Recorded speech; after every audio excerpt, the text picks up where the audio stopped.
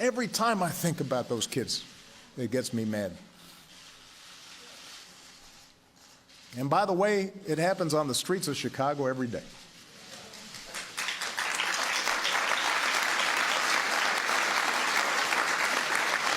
So, we cannot simply turn away and dismiss those in peaceful protest as troublemakers or paranoid.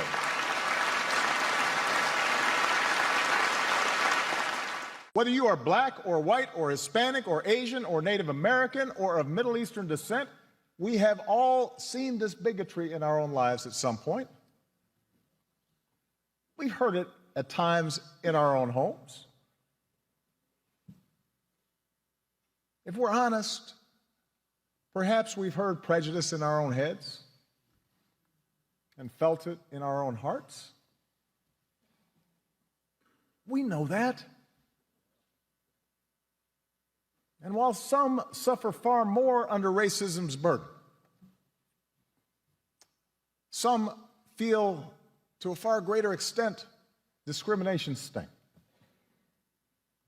Although most of us do our best to guard against it and teach our children better, none of us is entirely innocent.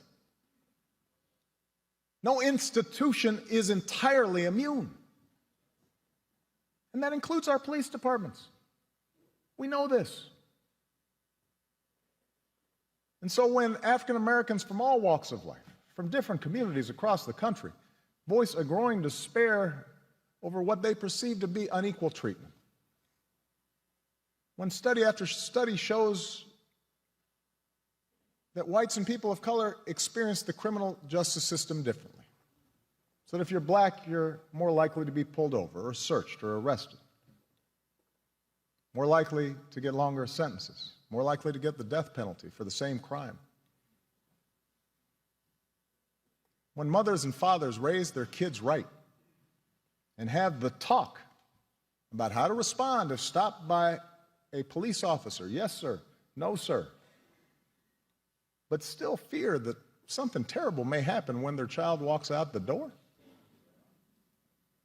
still fear that kids being stupid and not quite doing things right